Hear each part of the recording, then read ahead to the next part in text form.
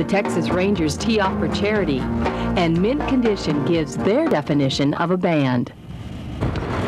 Hey everybody, welcome again to No Cover. I'm Kim Dunn, and today promises to be the best show ever. Do I say that every month? Well anyway, first of all, we're going to take you behind the scenes at the Dallas Cowboys Let Us Play Sports Camp for Girls, where I hung out with about 200 young women from the Metroplex. It was a lot of fun. You are not going to want to miss that.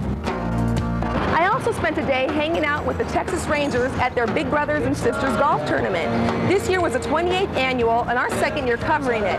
The guys have improved so much, and there was a lot of funny things that happened that we caught on tape. You're not going to want to miss that either. And for your listening pleasure, I sat down with supergroup Mint Condition.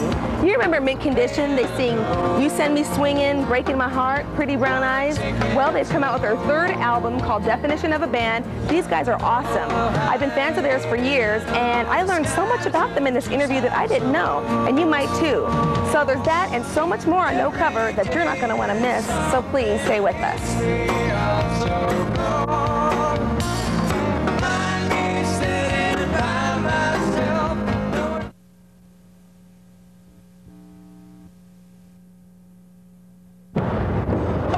Every summer you see tons and tons of ads for sports camps for little boys. Well, this year the Dallas Cowboys put together the first ever Dallas Cowboys Let Us Play Sports Camp for Girls. They're girls, there are about 200 of them, ages 12 to 15, and they were chosen from around the Metroplex. They all got to learn volleyball, basketball, and football. People came out like Jerry Jones from the Dallas Cowboys, Charles Haley, Alundis Bryce, Pam Oliver from Fox Sports, and a ton of others gathered around to help the girls and give them some pointers. The Dallas Cowboys Let Us Play Sports Camp for Girls is a 3-day camp that ran from 9 a.m. to 5 p.m. Friday, Saturday, and Sunday. There were approximately 150 girls ages 12 to 15 who were invited from various agencies in the Metroplex. The girls participated in volleyball, basketball, and flag football. The camp is designed to help inner-city girls recognize the lifelong benefits connected with both sports and education. Hi, I'm standing in front of the Dedman Center at SMU, and inside is the Dallas Cowboys Let Us Play Sports Camp for Girls.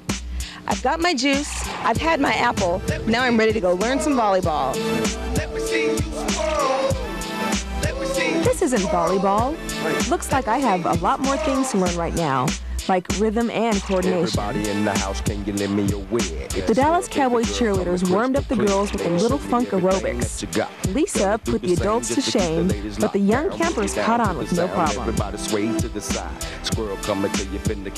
I'm with Lisa, Tara, and Jill. They're Dallas Cowboy cheerleaders. Tara, tell me how long you've been a cheerleader. This is my third year, Kim, my third season to cheer with the Cowboys. All right. Now, this is your first year, I guess, doing this Let Us Play sports camp? Absolutely. This is, as far as I know, it's the first annual Let Us Play for all the girls. We're having a great time. Lisa, Jill, and I were here warming them up this morning. The girls are real excited. Yeah, Debbie Ross, the Director of Human Resources with the Cowboys, and I were put to shame by Lisa up there dancing. So how did that come about? How did you get those funky jeans in you? Oh, I don't know. I just love to dance, and I've been dancing ever since I was little, and I especially enjoy when little kids are dancing with me. They have so much fun. Yeah. Terry, you were telling me, I was asking you a question earlier about your childhood. You guys obviously are very bubbly and athletic. Was there something in your childhood that was a detrimental factor to becoming who you are today? Do you think these kind of camps help young girls? I definitely do. I wasn't lucky enough to have a camp like this when I was a little girl, but I did go to drill team camp, and that gave me the sense of sportsmanship and camaraderie that I had that I took with me to that I use with the cheerleaders now. Right.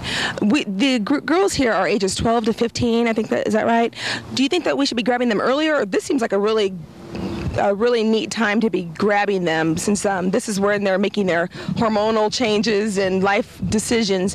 Do you think this is a good stage to be getting the girls? I definitely do. There's lots of things you can get into in high school that aren't so good, and I definitely glad in the summertime that the girls can be here instead of out at the mall or doing something like that.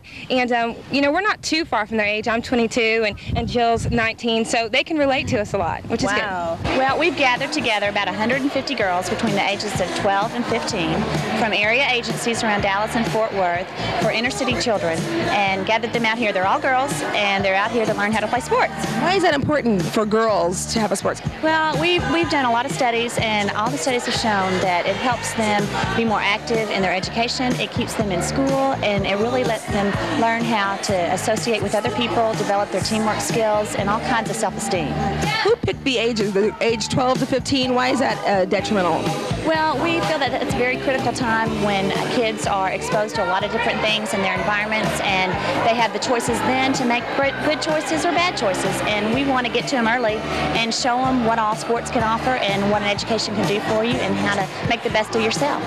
Early enough to catch them, but just late enough when they're on the way into adulthood. So I think that's great. Exactly. What's going on this weekend?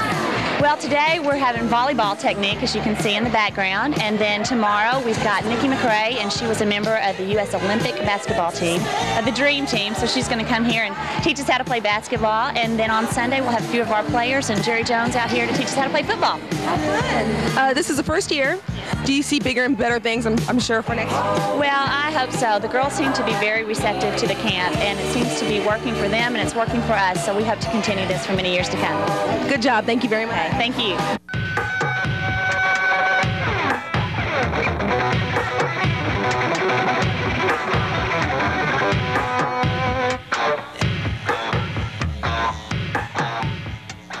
Debbie, you're the Director of Human Resources for the Cowboys. Correct. And you and I are good friends, and I know you've been working really hard on this. Has everything been coming together as you had planned? It has been. You know, with any kind of event like this, there are ups and downs and things that don't quite work out the way you thought they would, but it's amazing when you get really dedicated volunteers and people who are really interested, the things that you can put together. Right. Especially with the first year, it's hard to set a precedence when there is no precedence, I should say. It's hard to see how things are going to pan out, but they seem to be running very smoothly. Yeah, they really do, and the girls, surprisingly enough, seem to be having a great time. You know, it's very early morning for them, so they've woken up and had a good time. Julie, how's camp going for you? Pretty good. What are you doing right now? Practicing for volleyball. Yeah. Have you ever played volleyball before? Yes. It's fun, and I'm learning stuff that I didn't know about sports. Like, I'm learning more and more stuff as I go on in sports. So I'm learning more about basketball and volleyball and football. So. Yeah, we definitely want it to be an annual event, and it's just going to get bigger and better, and we'll be more organized, and it's just going to grow.